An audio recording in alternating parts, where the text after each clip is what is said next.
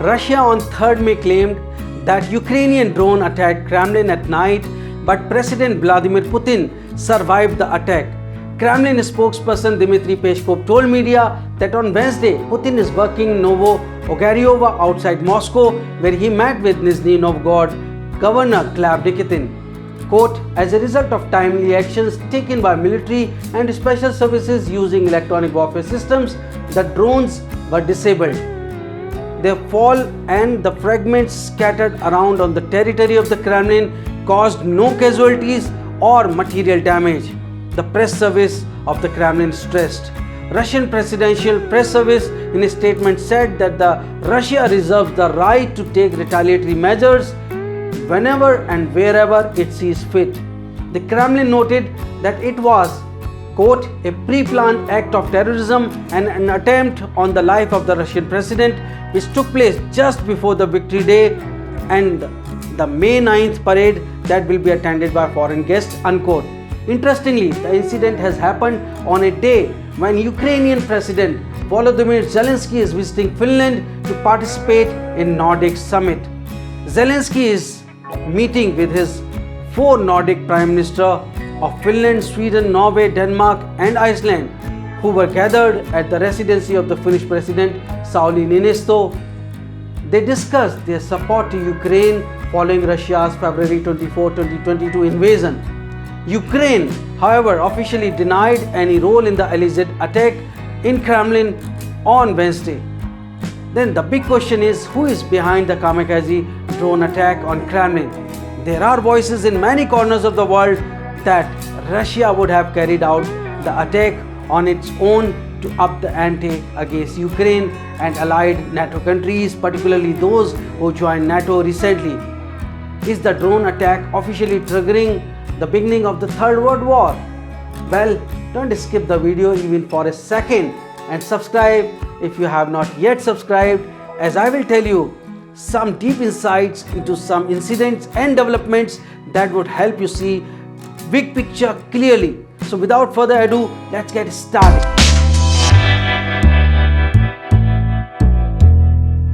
Hello and welcome. My name is Shailesh Kumar and you are watching National Defense.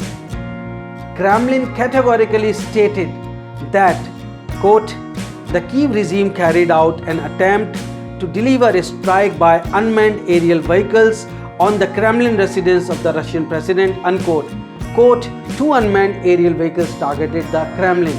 As a result of timely actions taken by military and special services using electronic warfare systems, the drones were disabled, unquote. Their fall and the fragments scattered around on the territory of the Kremlin caused no casualties or material damage, the Kremlin press service stressed. The Russian president on Tuesday walked in St. Petersburg, where he gave the go-ahead to resume tram traffic in Mariupol via video link, held a meeting with the government and a number of other working meetings. Putin also met in person with famous Russian conductor Valery Gleb, who marked his 70th birthday.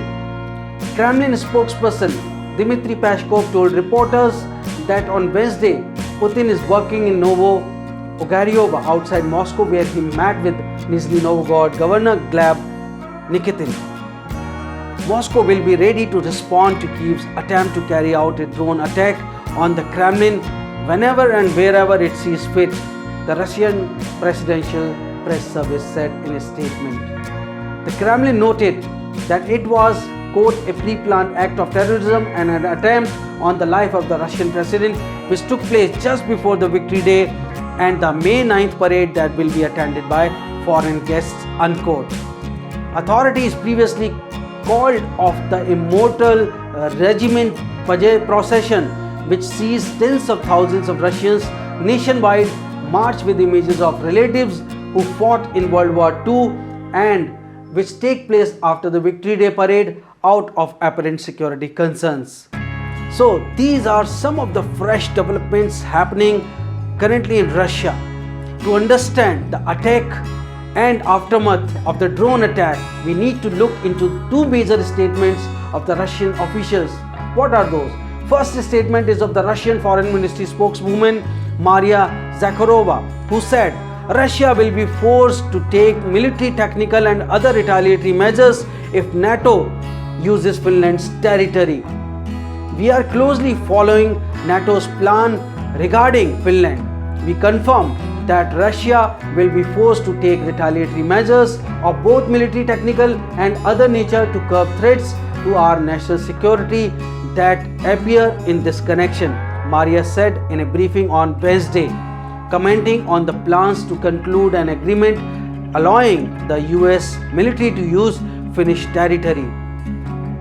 The spokeswoman also pointed out that Moscow regarded such plans as Helsinki's loss of sovereignty. However, both Finland itself and NATO must realize that pumping Northern Europe with troops will only contribute to growing military and political tensions in this region as well, Zakharova said in a statement. Now the second statement is of Russian Security Council Secretary Nikolai Patrushev, who said West's experiments to revive the neo-Nazi ideology must be curtailed because they lead to a global catastrophe. Patrushev, who is speaking to Izvestia newspaper on Wednesday, hours before the drone attack had happened, in his word, numerous facts proved that many members of the Western political elite shared the Nazi ideology and provided financial and organizational support to Adolf Hitler. Today they need to keep their democratic face. Nazi ideology remains an absolute evil no matter how you disguise it. Before we discuss these two statements and their meaning in detail, first have a look at what Russian President Volodymyr Zelensky said on the day of the attack. He said Ukraine would launch a counter-offensive against Russian forces soon, and that he was sure the West would supply Kyiv with modern warplanes afterwards. Speaking at a news conference in Finland, NATO's newest member, Zelensky said that one of the reasons he had traveled to Helsinki was that Kyiv wanted to become a full-fledged member of the military alliance, that is NATO. In a joint statement with President of Finland, Zelensky said, defense against Russian aggression was the key topic of our negotiations today. They also discussed the preparations of the next EU sanctions against Russia for terror and compliance with existing sanctions, which Russia is constantly trying to circumvent. We must all remember, the harder we press the aggressor, the sooner the aggression will end. I believe that this year will be decisive for our victory. It was defense from Russian aggression that was the main topic of our today's negotiation. We also discussed the preparations of the next EU sanctions package against Russia for the terror, as well as compliance with existing sanctions which Russia is constantly trying to evade. All of us should remember that the harder we put pressure on the aggressor, the faster the aggression will end. I believe that this year will be the decisive year for our victory, he said. All the events were triggered by the fact that soon after Finland joined NATO, US as a key ally fast-forwarded Finland and the US Defense Cooperation Agreement that would allow the US military to use Finnish land and bases for training and weapons storage. The US is currently conducting similar defense cooperation negotiations with Sweden and Denmark. The United States concluded a similar agreement with Norway in 2021. I hope it is clear now. This is second news tightening against Russia when on 8th March this year, UK's Royal Navy announced to set up a military base called Camp Viking in northern Norway that will act as a hub for Royal Marines commandos operating in the region. But Russia felt threatened more after Finland joined NATO and Sweden is in the process of joining. But why Russia is more concerned with Finland? Is it because that Russia as Soviet Union invaded Finland during World War II in 1939? In the war, Finland lost some 10% of its territory and in the aftermath remained non-aligned during the Cold War. Now when Finland joins NATO, the West, including US, that was refusing to send troops into non-NATO member Ukraine to help it defend itself, can disembark its military boots on Finland's soil.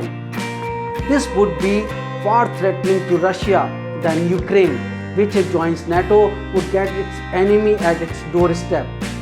Putin has clearly threatened that Russia would respond in kind if NATO sets up military infrastructure in Finland and Sweden after they join the US-led alliance.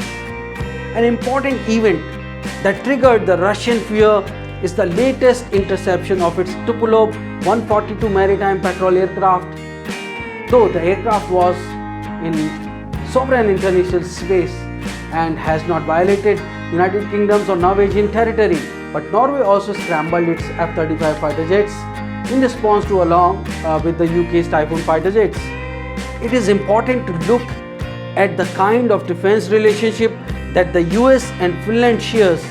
The United States and Finland security partnership has steadily broadened and deepened since 1994, when Finland first joined NATO's Partnership for Peace program. Finland was designated NATO Enhanced Opportunities Partner, the alliance's highest tiered partnership status at the 2014 Wales Summit. The United States and Finland are both members of the Enhanced Partnership in Northern Europe called as EPINE framework. Along with Denmark, Iceland, Norway, Sweden, Estonia, Latvia and Lithuania. Together, they support the shared vision of a whole Europe free and at peace. The United States has $13.6 billion in active government-to-government sales cases with Finland under the Foreign Military Sales System. FMS cases include Guided Multiple Launch Rocket System, Extended Range called as GMLRS-ER and Mk-41 Vertical Launching Systems, AIM-120C8 Advanced Medium Range Air-to-Air AMRAAM Missiles, AGM-158 Joint Air-to-Surface Standoff Missile Extended Range, and RGM-84Q4 Harpoon Block 2 and Stinger Block A, and evolved Sea-Harrow missiles. Sparrow missiles. The United States has provided Finland with its top-rung aircraft over the past 3 decades, supporting Finland's national security and providing Finland with economic and technological benefits. Government of Finland decided in late 2021 to select the F-35 Lightning Joint Strike Fighter for its HS fighter program. From financial year 2019 through 2021, the United States also authorized the permanent export of over 113.8 million in defense article to Finland by a direct commercial sale. The top categories of DCS to Finland were military electronics worth $28.5 million, ammunition and ordnance worth $15.9 million, and aircraft and related articles worth $12.9 million. In 2005, the United States and Finland signed a memorandum of understanding concerning Air Force activities and exercises in Finland, followed by an acquisition and cross-servicing agreement in 2008. In 2016, Finland and the United States signed a statement of intent to enhance our defense partnership and improve defense cooperation through a wide range of areas including defense capability and readiness and exchange of information at strategic and operational level.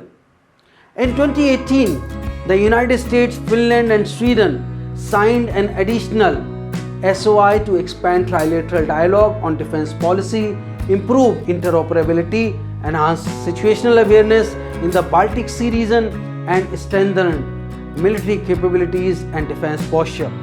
In 2022, the United States and Finland announced plans to negotiate a defense cooperation agreement to further enable future bilateral security cooperation. Finland hosts the European Center of Excellence for Countering Hybrid Threats, which focuses on building the capacity of EU and NATO states to prevent and counter hybrid threats by sharing best practices, testing new ideas and approaches, and hosting joint training courses and exercises. Finland is also part of the NATO Cooperative Cyber Defense Center of Excellence, a multinational and interdisciplinary cyber defense hub. Finland is part of the NATO Response Force, a highly ready and technologically advanced multinational force made up of land, air, maritime and special operation forces components the alliance can deploy very quickly wherever needed. It has regularly contributed troops to NATO training missions and peacekeeping missions like the Kosovo Force. Finland also partners with the United States in the global coalition in defeating Daesh or ISIS. Finland participates in multiple bilateral and multilateral military exercises with the United States, European Union and NATO allies, to include Aurora Cold Response, Trident Jupiter, Northern Coast and Baltops. I have tried to give you some factual insights into the latest incident. However, to prove that this was an attack by Ukraine, it is the responsibility of the Russia. Otherwise, Russia would always need an alibi to launch a counter-offensive against the Ukraine, maybe Finland, maybe Sweden or allies. Thanks for watching National Defense. Perhaps it would be very good if you can smash like and share button. Thanks indeed. Jai Hind. Vande Mataram.